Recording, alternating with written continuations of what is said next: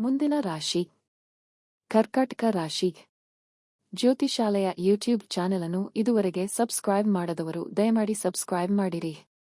ಸಾಮಾನ್ಯವಾಗಿ ನಿಮಗೆ ಸಾಮಾನ್ಯಕ್ಕಿಂತ ಸ್ವಲ್ಪ ಉತ್ತಮ ಫಲಿತಾಂಶಗಳನ್ನು ನೀಡಬಹುದು. ಮಂಗಳ ಗ್ರಹವು ದುರ್ಬಲ ಸ್ಥಿತಿಯಲ್ಲಿರುತ್ತದೆ. ಪರಿಣಾಮವಾಗಿ ನಿಮ್ಮ ಕೆಲಸ ಸಂಬಂಧಿತ ಸಮಸ್ಯೆಗಳಲ್ಲಿ ಸಹಾಯ ಮಾಡಲು ನೀವು ಮಂಗಳವನ್ನು ನಂಬಬಾರದು. ನಿಮ್ಮ ವ್ಯಾಪಾರ ಪ್ರಯಾಣಗಳು ಯಶಸ್ವಿಯಾಗುತ್ತವೆ ಮತ್ತು ನಿಮ್ಮ ಕಠಿಣ ಪರಿಶ್ರಮವು ಫಲ ನೀಡುತ್ತದೆ.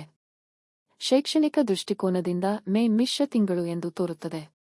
ಮನೆಯಿಂದ ದೂರ ಓದುವ ವಿದ್ಯಾರ್ಥಿಗಳು ಶೈಕ್ಷಣಿಕ ಯಶಸ್ಸನ್ನು ಸಾಧಿಸಬಹುದು.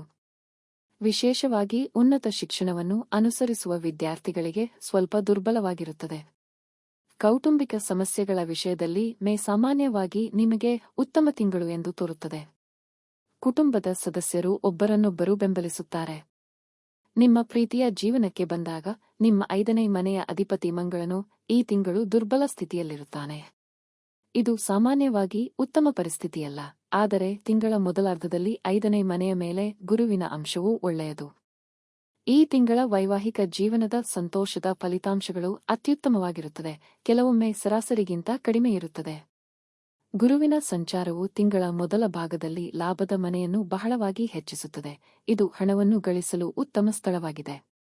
ಆರೋಗ್ಯದ ದೃಷ್ಟಿಕೋನದಿಂದ ಮೇ ತಿಂಗಳು ನಿಮಗೆ ಸ್ವಲ್ಪ ದುರ್ಬಲ ಫಲಿತಾಂಶಗಳನ್ನು ತರಬಹುದು.